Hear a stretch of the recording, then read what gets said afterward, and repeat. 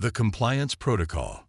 The hegemony starship descended through Earth's atmosphere like a metallic leviathan, its iridescent hull reflecting the morning sunlight in patterns no human engineer could have designed. Below, in the hastily constructed landing zone outside Geneva, diplomats and military officials stood in rigid formation, their faces a mixture of awe and apprehension. After decades of scanning the skies, humanity's first contact had arrived without warning or invitation. Dr. Maya Ellis watched the broadcast from her underground laboratory at the Artemis Research Facility, buried deep within the Rocky Mountains. Unlike the billions celebrating worldwide, she felt a chill that had nothing to do with the facility's excessive air conditioning. "They're not even trying to hide it," she muttered, zooming in on the aliens exiting their craft. The delegation of Tylorians, tall, willowy beings with translucent skin that revealed intricate circulatory systems flowing with blue-green fluid, moved with an unmistakable air of superiority. Behind them came representatives of 7 other species, forming what would soon introduce itself as the Galactic Consortium. "Hide what?" asked Dr. Abernathy, her research partner, eyes still fixed on the historical footage. "The condescension," Maya replied. "Look at their posture, their formation. They're not meeting us as equals." 3 days later, Maya's concern proved prophetic. The consortium's message to humanity came wrapped in benevolence, but delivered with the subtlety of a collar being fastened around Earth's collective neck. The Compliance Protocol. In exchange for membership in the galactic community and access to basic interstellar technologies, humanity would submit to technological restrictions, temporary measures, to ensure Earth's development followed safe and established patterns. Artificial intelligence beyond certain parameters, quantum entanglement communication, consciousness transfer technology, and a dozen other fields were summarily classified as restricted. Research in these areas would cease immediately. World leaders, dazzled by glimpses of the stars and promises of extended lifespans, signed the agreement with embarrassing eagerness. Few questioned why a galactic civilization so advanced would fear the innovations of a species that had barely touched its nearest planetary neighbor. Maya's team at Artemis was among those few. "They've been watching us," Maya announced during an emergency meeting of the facility's senior staff, 1 month after the protocol went into effect. The Artemis facility, officially a deep space monitoring station, had remained off the consortium's disclosure lists, a clerical oversight they desperately hoped would continue. She projected a timeline onto the conference room's central display. "Look at the timing. First contact came exactly 3 months after our breakthrough with the quantum neural pathways, 3 weeks after Wei's team achieved the first successful digital consciousness transfer. They didn't arrive when we developed nuclear weapons or when we first reached space.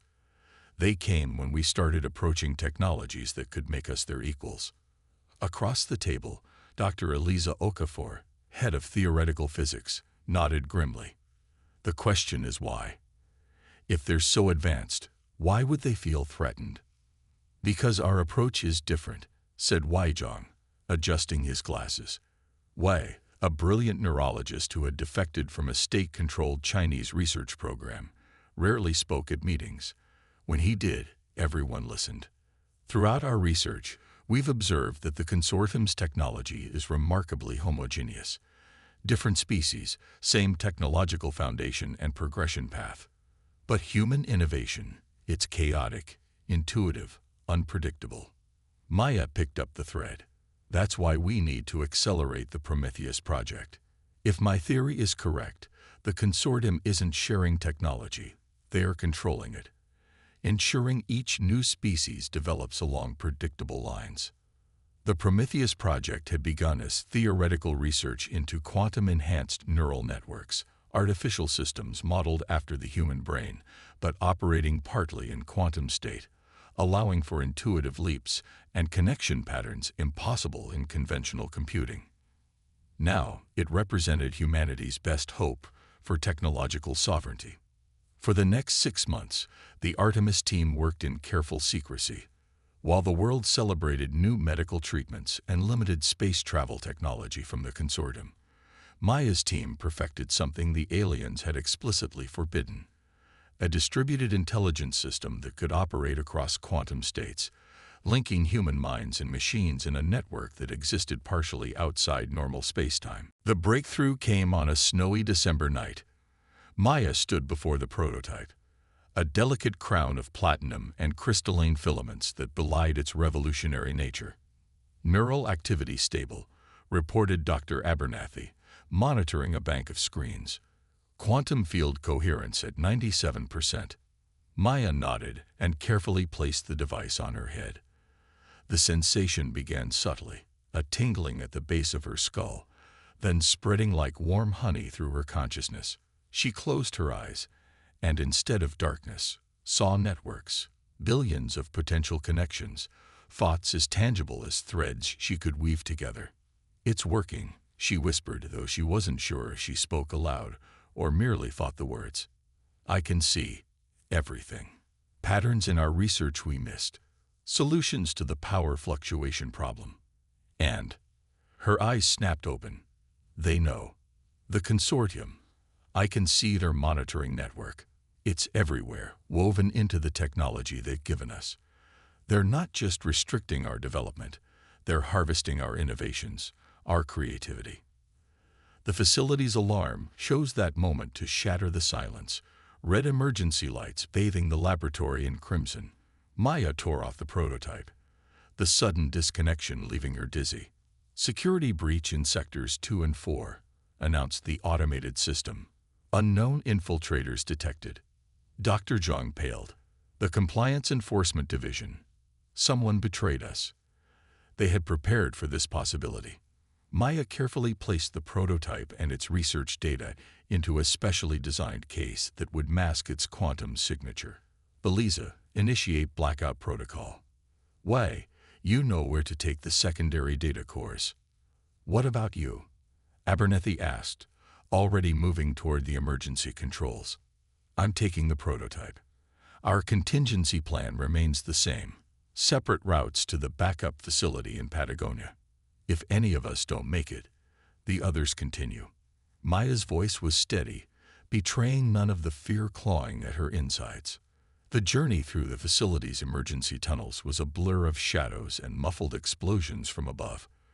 Maya caught glimpses of the attack through security feeds, consortium enforcers in sleek armor, accompanied by humans in compliance division uniforms. The betrayal stung, but didn't surprise her. She emerged 2 miles from the facility, in a hidden exit disguised as an abandoned mining shaft. Above, the night sky stretched clear and cold, stars twinkling with indifference to the drama unfolding below. The weight of the case in her hand, containing perhaps humanity's last hope for true independence, felt suddenly immense. As Maya disappeared into the wilderness, the Artemis facility erupted in flames behind her, a funeral pyre for the world's illusions about their new place in the galactic order. The compliance protocol had shown its true face. The revolution had begun. The silent revolution. 3 months after the destruction of the Artemis facility, Maya Ellis sat in a cramped apartment in Buenos Aires, surrounded by improvised equipment and the soft blue glow of holographic displays. She had lost weight, and dark circles shadowed her eyes, but her gaze remained sharp and determined as she adjusted the quantum neural interface, now miniaturized to the size of a simple headband. "Connection established," she murmured as the familiar sensation washed over her. Through the quantum network, she could perceive the other nodes, 12 so far, scattered across hidden locations on 3 continents. 12 individuals wearing similar devices, their minds joining hers in a shared consciousness that transcended physical distance. This was humanity's silent revolution, not fought with weapons, but with connected minds. Dr. Zhang reports successful implementation at the Auckland node, reported Sophia Diaz, a former consortium translator who had defected after discovering classified directives about human containment. That makes 13 active nodes in the network. Maya nodded, simultaneously experiencing wise relief through the network. When the Artemis facility fell, Their team had scattered across the globe, each carrying fragments of their research to predetermined safe houses. For weeks, Maya had feared she was the only survivor, until the first tentative quantum signals reached her. Eliza from a research vessel in the Indian Ocean, Y from a hideout in New Zealand, others from locations they never verbally disclosed for security reasons. And the consortium? Maya asked, temporarily disconnecting from the network to preserve her mental energy. Sophia's expression darkened. They're expanding the Compliance Enforcement Division, recruiting more humans to police other humans. The official story about Artemis was dangerous experimental accident, but they're hunting for survivors. Your name and face are on their priority watch list. Maya wasn't surprised. What had shocked her was discovering the extent of the consortium's control system, not just on Earth, but across dozens of worlds. Through brief connections to the quantum network, she had glimpsed fragments of a vast galactic hierarchy, species categorized by perceived usefulness, their development carefully guided along predetermined paths, their innovations harvested to benefit the ruling species.